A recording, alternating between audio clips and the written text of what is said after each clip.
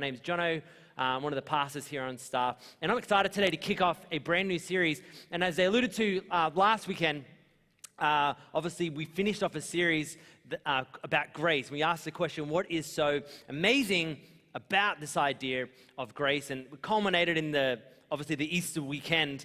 And, we spent, a whole month talking about this. And so if you missed it, I'll encourage you to go back and have a look at any of our YouTube videos from the previous listen to the podcast.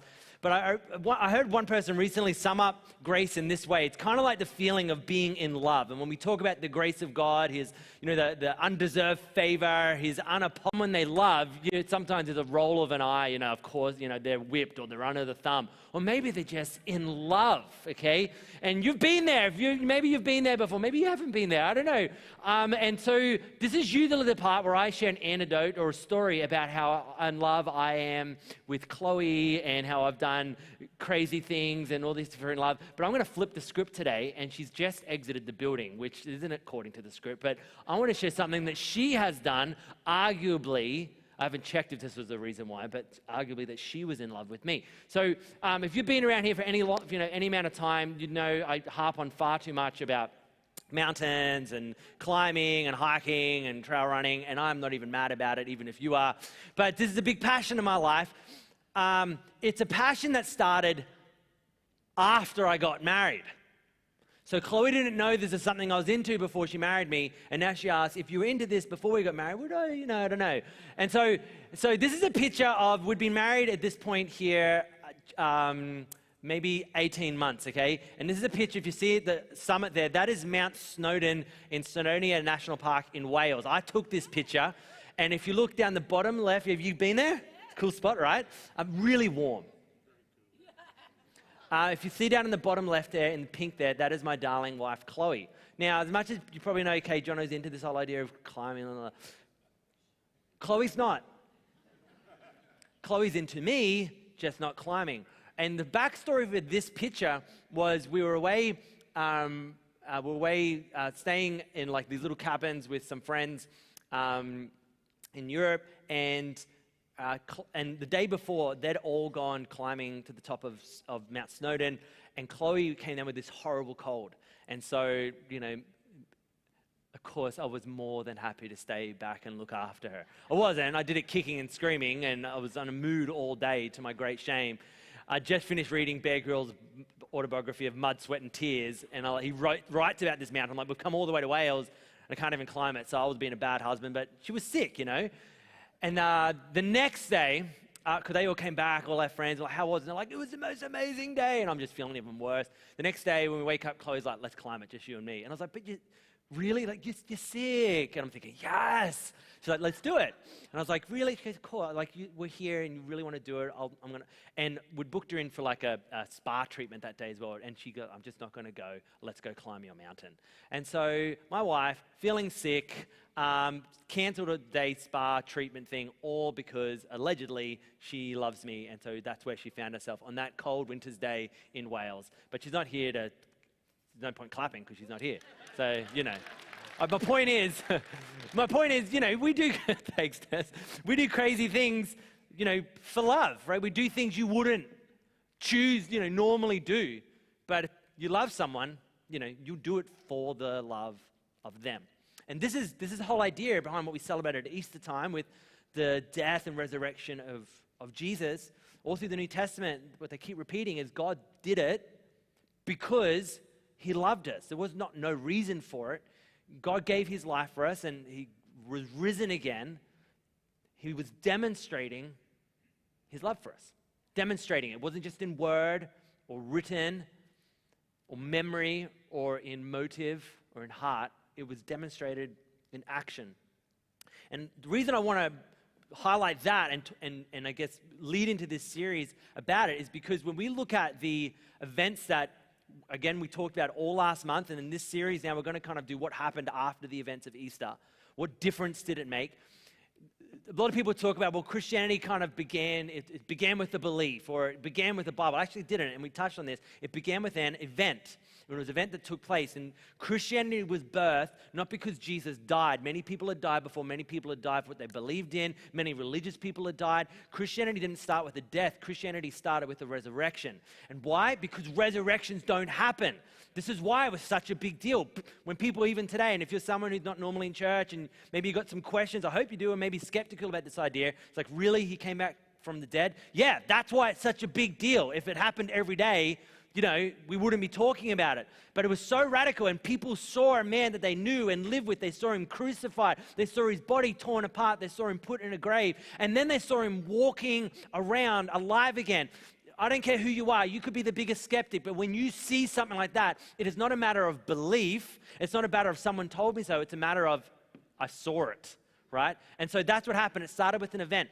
The belief part kicked in after that. It wasn't the event that they believed in. It wasn't a matter of belief. It was a matter of fact. The belief part came in, what they believed the event meant. The belief was that because of Jesus' death, my sins are now forgiven. That's what I believe now, because that's what Jesus said. And it's also the belief that his resurrection means all of those who put their trust in Jesus will experience a resurrection as well, right? This is where the belief part came in. Started with an event, and then the belief part kicked in about what we believe that event means. And then that belief leads to then this next huge part of it, which is what this series is about, a transformation in people's lives.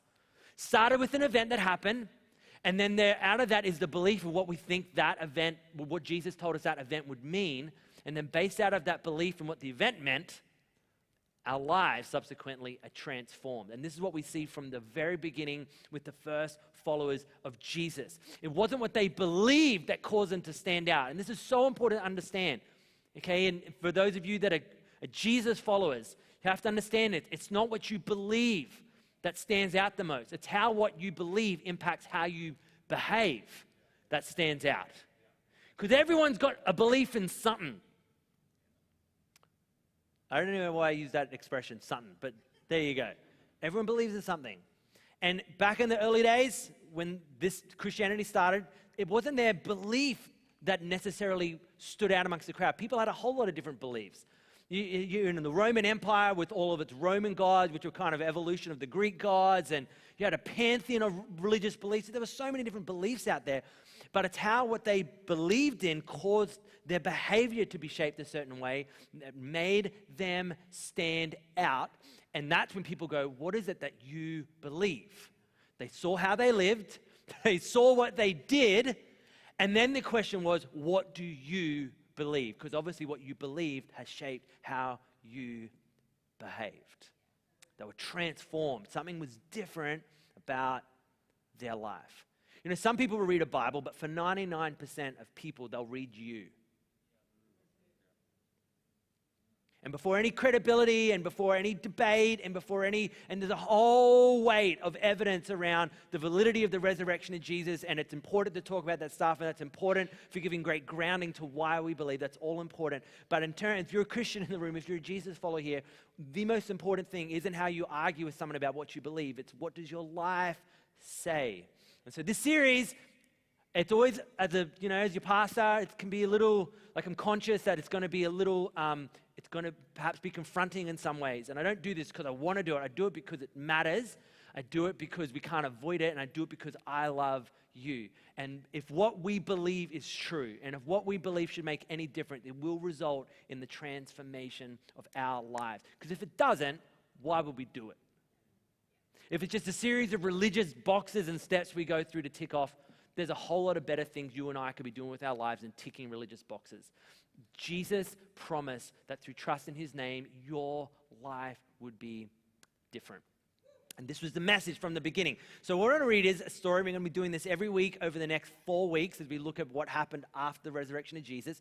Luke, who wrote the gospel account of Luke, of Jesus' life, Luke was a doctor, and so he went and gave an orderly account to a Roman leader who was like, he heard about this belief and he wanted to know more about the story of Christianity. Both the gospel accounts in Matthew and what Mark wrote had been written. And so Luke wanted to do something different. So he went and interviewed all these eyewitnesses, and he writes Luke. And the the New Testament book of Acts is kind of like part 2. It's what happened after the resurrection. And we read this just to cut us in about how now the church started growing. The followers of Jesus started growing. Here's what it says. In Acts chapter 4, it says, with great power, the apostles continued to testify to the resurrection of the Lord Jesus, right? So this is what they kept bearing witness to. In fact, those who were deemed apostles were those who saw Jesus alive and died and resurrected. That's how kind of you qualified to be an apostle. So they, of course, they testified about what they saw as the resurrection. Goes on.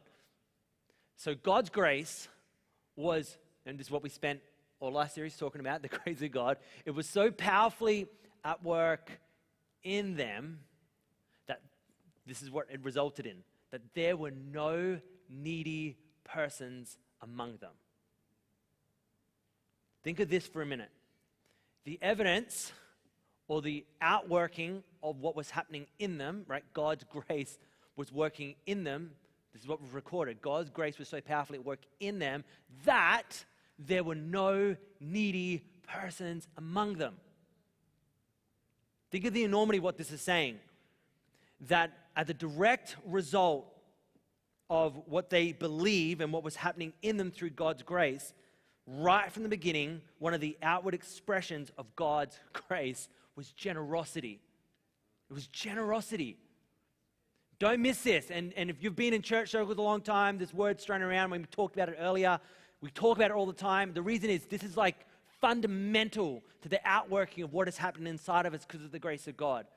It seems like generosity is the natural overflow of God's grace working in our life. And so for those who were there at the beginning, the grace of God was working in them, generosity was flowing out. All of a sudden, they started caring that people in need would be ministered to, right? It wasn't just, we need to preach this message. It was like, well, what do?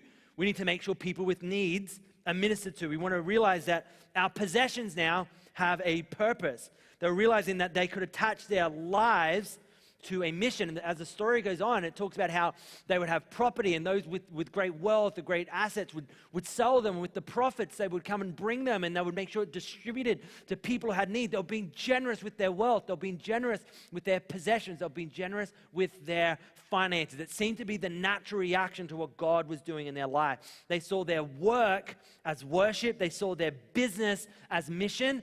And listen, I want to say, if for those of you, in fact, most of us, when we talk in terms of mission and ministry, as much as we saw, heard an incredible story about a mission trip where a whole bunch of young adults, teenagers, went out west and did something on a trip. Our mission is every day, is our work environment, is our neighborhoods, literally. And one of the incredible things about being a follower of Jesus, it means that your work doesn't just have to be a mundane thing. You can attach your work to mission. And that's what happened right at the beginning. People saw their possessions and their finances, the reasons we work for to attain these things, that you can attach them to a mission. This is the hallmark of the Christians right from the beginning. And let's go to the next slide, because I want to double down on this verse. It said that God's grace was so powerfully at work in them. In other words, this is what grace does, right? Grace, it changes what we value. Grace changes how we live. It works inside of us where it changes what we want to pursue in life, what we end up esteeming highly. In other words, grace changes us. Where grace works the most is in us. How does it change us, or what does it change us to be like? Well, arguably, the role of grace is to make us more like Jesus, to make us like Christ. Yes, grace accepts us as we are, but grace is also the power of God to transform us into something that we're not yet.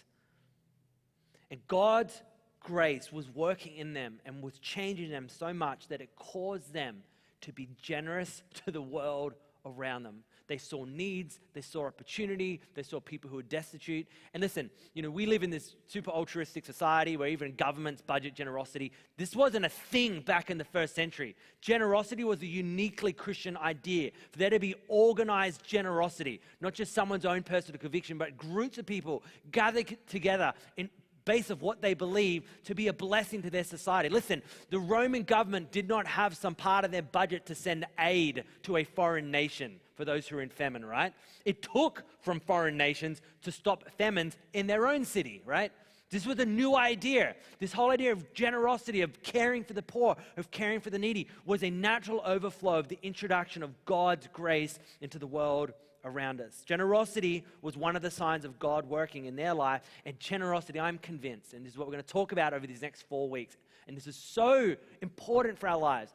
Generosity is one of the signs that God is working in us. And why is that? Because generosity is the overflow of the work of grace in us. This is what Luke recorded. It says, listen, God's grace was so powerfully at work in them that there were no needy persons among them. They were like, instead of it's just been about me and what I can hoard and what I can get, it's like, what can I give? Like, if God has given me so much, this is what his grace is, how can I not let that overflow out of my life? It's amazing that our actions, what we do, are the primary way that we show not only what we believe, but what we love. Our actions are the primary way that demonstrates not only what we believe, but what we love, or rather, who we love. And God demonstrated his love through giving his life. And as Jesus followers, we get to demonstrate not only our love for God, but our love for the thing that he loves, humanity, in the same way. Right? But from the negative side of this, our actions can also show another story. And if our actions can show what we love in a positive way, but maybe our actions can also show what we love that maybe isn't so helpful. And after this event took place, we're just reading at the end of Acts chapter 4 about all the work that was happening, people bringing their property, people selling assets, people bringing their finances and going, man, we have got to meet a need. God has met so much need in my life. How can I now be generous to other people's lives? To explain how not everyone was on board with this or what was happening, in the very next verse, the story continues and we hear about another character. It's what it says. A man named Ananias, together with his wife Sapphira, also sold a piece of property. So they see everyone selling their properties, and the people who are wealthy, people who are rich going, man, I've like 5 properties. I can only live on one. How about I sell one and like help others who have no housing, right? This was the idea that was going on. People were like, how can I be generous with what I've got? So they're like, we'll do that too. So they sold a piece of property, and with his wife's knowledge, he kept back part of the money for himself, okay? But he brought the rest and put it at the apostles' feet. And so you don't miss what's happening here is everyone was saying, listen, here's all the money I made and I'm giving it all away. He's like saying, I made all this money, and he's saying to his wife, listen, everyone looks really good doing that. Why don't we do it? Let's just keep some of it back. We don't have to give it all. We don't tell him that. Like, yes, here's all the money we made from the sale of our property. Give it away so we can be looking as good as everyone else, right? And his wife's like, yeah, great idea. We not only get the kudos for being generous, we actually don't have to give it all that we said we'd give. This is great. Okay, next verse. It says, then Peter said, wow, I didn't do capitals on Peter. Sorry for everyone who cares about that. Then Peter said, Ananias, how is it that Satan gets a capital, you know. Anyway, great one, Jono. Why is it Satan is so filled? Look at this. Filled your heart that you've lied to the Holy Spirit and have kept for yourself some of the money that you received for the land. So he called him out. You're lying, okay? Like, you've just come and said, here's everything I made. Why didn't you just tell us the truth? Why didn't you go, look, here's some. We would have been like, awesome, man, thank you. You didn't have to lie about it. Something has gone wrong. And he used this strong language. Satan had filled your heart. I'd have to say, this isn't a God thing, right? This isn't godly. This isn't like Christ. This is the opposite of what Christ is like. And you're lying, you're flexing. Why? Where does this come from? What has happened inside of you, right? Because where does grace work? In us. It's like something else is working in you, Ananias, and it ain't grace, right? You're here lying to everyone. Next verse, it says, Peter continues, didn't it belong to you before it was sold? Meaning, listen, no one forced you to do this. It's yours. And after it was sold, wasn't the money at your disposal? He's saying, listen, there is no rule just because you're a Jesus follower. It doesn't mean you have to do this. Other people had the means to give it all, could give it all. But listen, if you're tight, no one's telling you to give more than you're capable of, right? You don't have to go and deceive people and lie about it. He says, is that at your disposal? He goes, what made you think of doing such a thing? You have not lied to just human beings, but you've lied to God. Okay, strong words from the Apostle Peter right now. This is massive. But I want to talk about for a moment, what was Ananias' sin? Why was this such a horrible move that he did in this moment? Listen, it wasn't that he didn't give enough, right? Because there is no give enough. There's no rule around it. Oh, I haven't given enough. No, that wasn't the thing. There was no benchmark. You had to give it this much and this amount.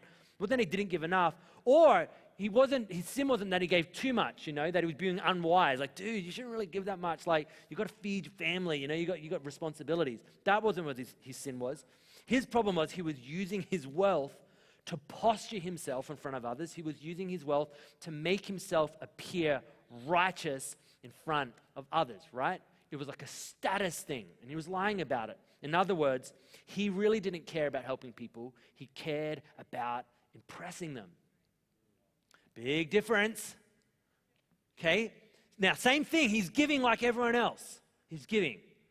Right? And surely Peter being like, you know what? I'll take it. I don't care if your motive's wrong. Like, let the guy give it. If he wants to flex himself, good on you. But no, Peter's like, this is wrong. Like, the idea of faith in Jesus isn't to twist people's arms, to be guilted into giving, and to feel like I have this religious obligation to give. Like, that's not the idea behind it. It's supposed to be an overflow of you being caught up in the grace of God. You realizing that everything you have is a gift from God, and that it is an honor to give. It is worship to give. It is a delight to give. It's not a duty. It's not an obligation. I don't do it begrudgingly. Peter's saying you have missed the whole thing. This isn't about looking good in front of people. This isn't about trying to be more generous than other people, right? This is about what's happening in you. And for Ananias and Sapphira, their motive wasn't helping people. Their motive was being impressive. It's standing up in front of others, right? In other words, he loved the wrong thing. He gave for the love of people's praise rather than for the love of people. Huge difference. In other words, his generosity wasn't from an overflow of grace, but it was from the dead end of his pride. And the remarkable thing is, isn't this true even in our lives, that this is what our handling of wealth can do?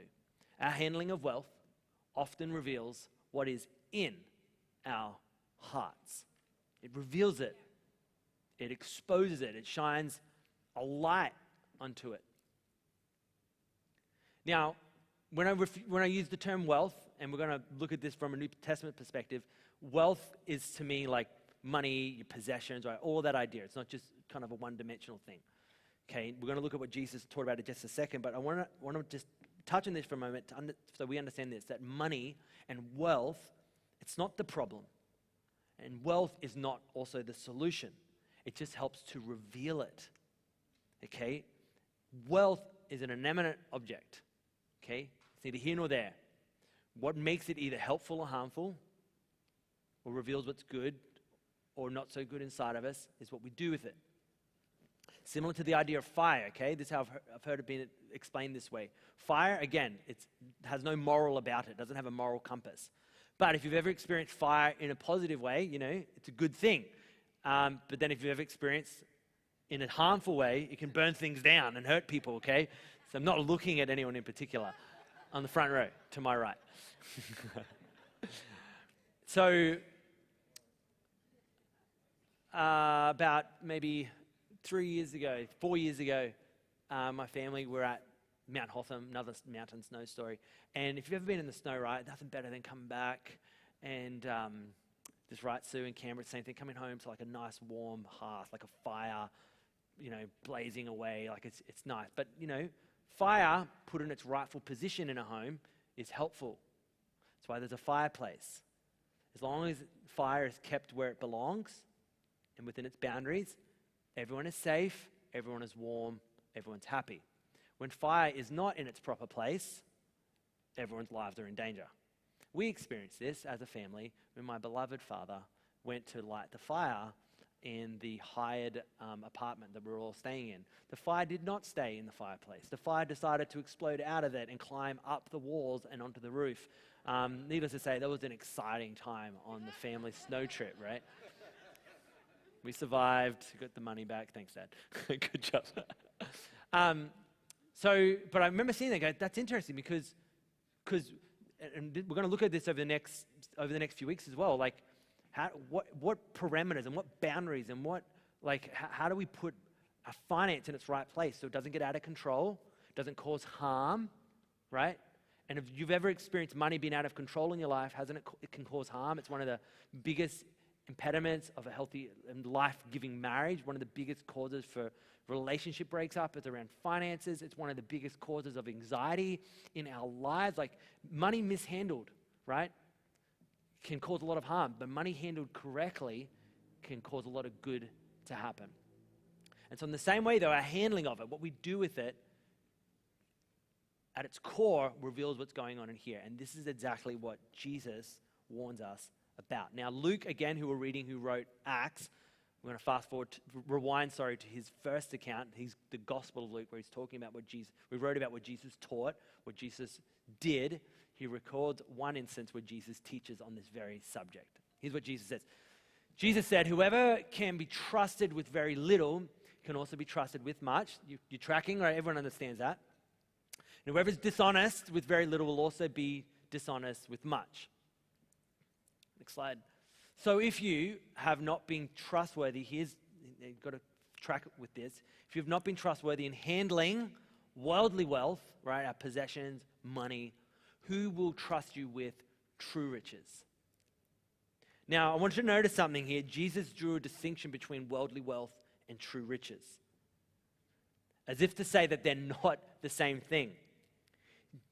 Jesus is suggesting that even that the richest people aren't necessarily those who have the most wealth.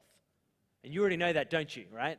You can be one of the wealthiest people you know, and you might not be rich in terms of finances and assets, okay? However, what Jesus was warning here, and this is important for us to understand, notice he's talking about a handling of worldly wealth, and can you be trusted?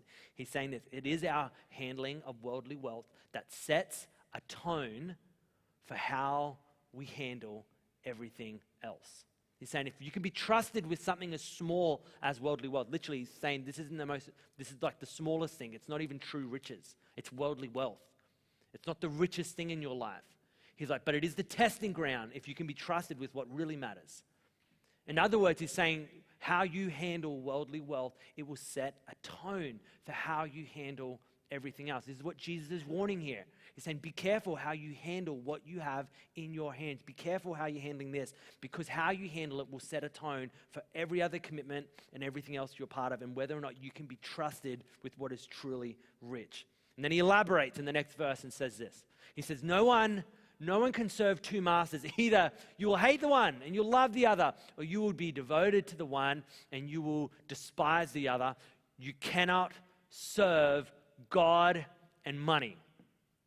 Now, isn't this an interesting statement that Jesus makes? Because he pitches what he would argue is our two highest loves or two highest masters.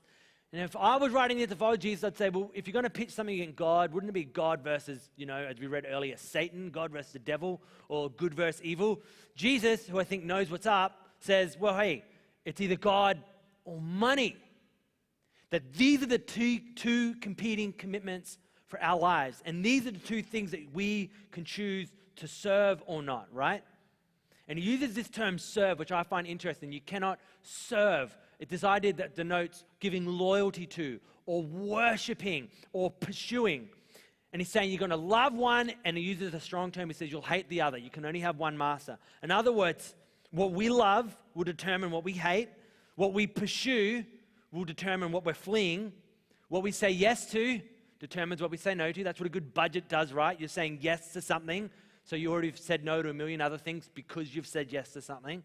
What we hold tight to will determine what we hold loosely in our life. And so the point is this that Jesus is trying to get across. If we determine then that we're going to serve God first, and if you're someone who would not be a believer in God or not a follower of Jesus and you're curious about this, I would implore you, man, this is stuff that is going to help your life to no end. When you choose to put the Jesus way first, it results not just in this I feel like different inside. It changes how you will live your life, okay? Because we all serve something. And Jesus is saying, listen, money, bad master. Great servant, bad master. Only God can handle that place of number one in our lives. And so when God takes the place of number one in our life, if our belief in God puts him first and we choose to serve him, what it does is it shapes what we do first with our wealth. And the reason that's important is this: what we do first with our wealth determines the position of everything else in our life. You've got to catch this. If we trust Jesus with our life, right, we put him first, that then determines what we do first with our wealth. And what we do first with our wealth determines the position of everything else in our life. Okay, for example, if you choose first with your wealth to be generous with it, right? Before we spend and we splurge and we hoard, right? Before we pay, before we get into debt, if we choose first that I'm going to be generous, and this is what happened right from the beginning. I want to be generous first, okay? The first thing I do with what I get is I want to give a portion of it. What you're doing is you're choosing to place value on what Jesus placed value on. When we choose, before we, again, go spending and getting into debt and hoarding, if we choose to be wise and we plan and we save, what you're doing there is you're valuing a life beyond your own. You're valuing the generations beyond you. You're saying, I want to make sure I save wisely so I can be a blessing to the next generation that comes after me, right? So this is important, what we choose to do first with our wealth. And if you've been around here any amount of time, you know we often teach on a simple model around how this looks from a biblical perspective. And often when we look at our finance, particularly if we're not maybe following what Jesus encourages us to do here, this is what our finance can look like, right? Number one, with everything we get, all of our wealth, we live first. As in, we pay our bills, we buy our groceries, we pay for entertainment, we go for travel to, Dolby, wherever people are traveling these days now. And so we live, we spend it all, we spend, we live our lives. And then if by some chance, by some miracle there's anything left over, then we'll save, we'll put some aside. And then every now and again, someone will come along and twist our arms and do some series about for the love of or something fancy to twist my arm and guilt me into giving, and then fine, I'll give something, right? And this is often how, or someone's at the front of Coles trying to get you to give towards a great cause, and then because you feel awkward saying no, you give something, right? We're guilted into giving. But what the Jesus way does, it inverts this, okay? And what we do first with our wealth is this: you give first.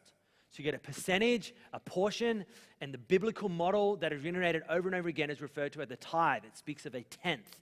So this isn't a law, this is a principle, okay? It's this idea of putting a tenth aside of everything you get and say, before my bills are asking from me, before my entertainment's asking from me, before my fears are, before I'm worried everywhere else, I want to prioritize first in my life that I'm a generous person. I'm not a fearful person. I'm not a hoarder. Money is not my master. God is my master. So I'm going to value what God values, which is generosity. I'm going to put that first in my finance, right? And so what I encourage you to do, if you've never engaged in that before, start with the percentage. I don't mind what it is. If it's 0.5%, you go for it. And you just practice that discipline of giving first. Because what you're doing is then, right, by choosing what to do first with your finance to be generous with it, is you're no longer outsourcing your joy by something that is outside of your control. Because usually if we try to spend first before we give, we're thinking our joy comes from what we get. If I spend, I'll get. If I spend, I'll get. Then I'll get joy. But what you're doing is you can't always determine what you get in life.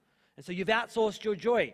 But when you determine, like Jesus, to say, it's better for me to give than to get, so I want to prioritize giving first, you get joy no matter how much you get because you give first. And so you haven't outsourced your joy. I'm telling you, right, if you haven't discovered the joy and the liberality that comes from being generous, man, there is an exciting life waiting for you. And it's not determined on how much you earn or how much you get or how much you have, right? It determines on what you put first in your life. And you don't even have to be a believer in Jesus to do this. It is one of the most life-changing principles you can ever do. Determine that your money is not your master, it is your servant. That God's way is your master, right? Give first, save second, and then learn to live on the rest. And it's amazing how you will find that instead of wasting money on things that you didn't need, you've already prioritized that money to give away first. And so if you have none left, you have none left to waste. You've already prioritized giving, you've already saved for the next generation in your future, and you're still able to live. It worked, okay? Anyway, this is what Jesus encourages. Now, you're sitting there, some of you going, yeah, this is good. I'm into this because this is what I do. Thank you for reminding me of why I do this. Some of you are like, I'm sometimes into that, I'm sometimes not. And others of you are sitting there going, really though? Well, you're not alone, because those who were listening to Jesus were thinking the same thing. In fact, there's one particular group who we would think would know better. They were known as the Pharisees. They were like the religious elite. They were there listening. And here's how they responded. The Pharisees, who loved money, heard all this and were sneering at Jesus. Sneering at him. In other words, Jesus' teaching on this is remarkable to think, it exposed what they loved most. You would think these guys, and the Pharisees, if you're not familiar with kind of the Bible, the New Testament, these guys are a common story around Jesus. They were big critics of Jesus.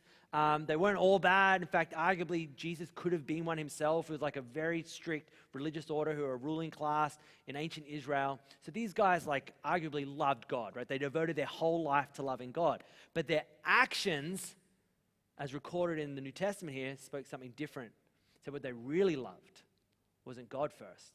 Because if they really loved God first, they'd be applauding everything Jesus taught. They'd be like, you are spot on. But the Pharisees who loved money, they were sneering at Jesus. And it brings up an important point for us, that our attitude towards wealth shines a light on what we love most. And so when you hear words generosity, and you hear words like giving, what feelings come up inside of your heart? You know, do they make you feel anxious? Do they make you feel worried? Do they make you feel jealous? Do you sneer at this? Is this something you're like, I don't want any part of? When you hear these words, what attitude do you feel comes inside of your life? Because it will shine a light. Now you might go, man, I don't love money first. But then isn't it interesting when this is taught, the reaction that happens in us, right? Where grace works. That's why it has to work in us, because it's competing with another master, right? And so when we hear this stuff, it's like, what do I put first? What position does wealth have in my life? Is it first? And if you find yourself like resisting the idea of generosity, not as a one-off act, but as primary in how you deal with your finances, it often reveals not only our loves, it also shines a light on our fears, right? Are you worried? Like someone, I would love to give, but I'm worried that I won't have enough. Or I'd love to be generous, but I love security more. Or, I'd love to be generous, but I love to be applauded more. And I want this more, and I want that more, like I get super challenged when I hear some people, that some of the finance decisions they make, and they like put these great priorities of generosity and investing into the future of their kids and their grandkids and giving into the next generation. And I saw this, and then I see them like maybe driving something or living somewhere. I'm like, I thought you would, and like, well, why do I need that? Like, it's not my value. I don't place high value on this. It's important. It's just not first. I'm like, that's amazing. Like, I get super challenged when I meet people who generosity is an overflow of what they believe, right? And so I'm conscious that when we teach on this, and if you're sitting here and going, I'm not going to come back until this series is over, listen, I want to invite you back. Give it a shot. Give the Jesus way a chance. Because if your attitude to wealth is shining a part that you're not happy with, well, you're in good company, because the grace of God works in our lives. And if you allow the grace of God to work in you, you will find what you love most begins to change. And maybe your actions just don't line up with what you love most. You can change that, do you know? And maybe this is a series where you can begin changing that. And listen, in response to this attitude, this is super interesting. These Pharisees were sneering at Jesus. Jesus replies to them, and this is how we'll finish. Jesus said to them, listen, you are the ones who justify, here's the point, you are the ones who justify yourselves in the eyes of others. Is this not the issue that we saw right at the beginning with Ananias and Sapphira? They came and brought their giving. They weren't doing it because they cared about people. They cared about impressing people. They cared about how they looked, in Jesus' words, in the eyes of others. Right? I want you to think about this. How often have you found yourself in a bad financial position because you cared about how you looked in the eyes of others? I'm going to talk about this more in the weeks to come, and I'm not going to harp on about it. I'm going to double down on it because this is important. People are dying And as in like their joy is being killed, their hope is being killed because they care so much about how they look in the eyes of others. They've got to have the latest thing. They've got to look the next thing. You've got to stop that. The Jesus way sets you free from being under the curse of trying to look good in the eyes of others. And it's not always extravagant. It's sometimes just subtle. Like maybe you could just get the upgrade. Now, again, I'm not criticizing any of that, right? But if it's in the absence of wealth being your servant rather than your master, and that attitude, how you look in the eyes of others, starts to lead you, then you've got a problem. You've got a problem of the heart. Because isn't it true, we can often leverage finances to do one of good things. We can leverage our wealth to either look good or to do good. And I want to encourage you that here's the thing. You can look good to people, and it doesn't necessarily mean you're doing any good. You can be doing good, and sometimes doing good can actually look good. So if you want a guarantee of both, go with doing good first. You might end up looking good, okay, if you care about that. So it goes on. We can go to the next slide. So Jesus said, right, you're the ones who justify yourselves in the eyes of others, but God knows your hearts. Why does Jesus talk about money? Because he cares about your heart. Why do we do a series about for the love of? Because I care about what's happening in you. Because that's the area that the Holy Spirit does his best work. It's not to guilt us. It's not to twist our arm. It's not to go, I better guilt give. It's not. He understands, and Jesus knew it. There's going to be one master. And Jesus said it's either God or money. And we've seen the effects of when money rules in the world, don't we? Think of the poverty in the world. Think of the inequality in the world, the social injustice in the world. And I'm telling you, laws won't change that. People guilting you into giving won't change that. The Holy Spirit will change that in you. And you don't have to wait for someone else to budget it or a government to tell you where your money should go. You can have a change of heart. And that's where the Holy Spirit works. So let me finish with this question today. What does your current relationship with wealth say about what you love most? In your life right now, what does your current relationship with wealth say about what you love most? And if you don't like the answer to this, I want to invite you back to next week. Because if you're like, hang on a second, if this is true, if Jesus was true, then technically what I love most isn't what I want to love most. I want to be like God. I don't even believe in God, but I want to be like him. Right? Because we do crazy things for the love of what matters most to us. Listen, next week, we're going to learn how, or at least I'm going to attempt to teach us how we can trust God's ways when it comes to wealth.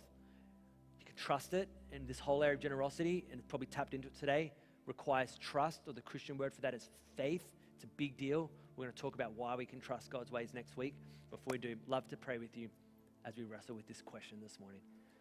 Thank you, Holy Spirit, for working in our hearts, for those of us sitting here today, those of us watching along online.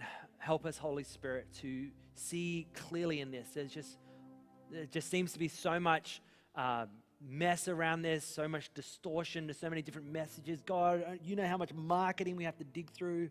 You know, and even in our own lives, we care so much about what people think. We need your help, God. And I pray for those here this morning that maybe are drowning in this area of wealth and finance. It is a source of discouragement or maybe a source of distress in their life. I'm praying today that there would be a glimmer of hope inside of them, that you'd begin to shine a light in their life about how much you are for them and how much things can change. And Lord, for those here today that are walking in this way and have been generous, have been giving, Lord, I pray for encouragement around them. I thank you that nothing they ever do for you will ever be in vain. And Lord, may we as a community continue to embody what embodied those who were there at the beginning, that we would, as an overflow of your grace, would exemplify the example seen in Jesus and be generous to the world around us. I pray this in the name of Jesus. Amen.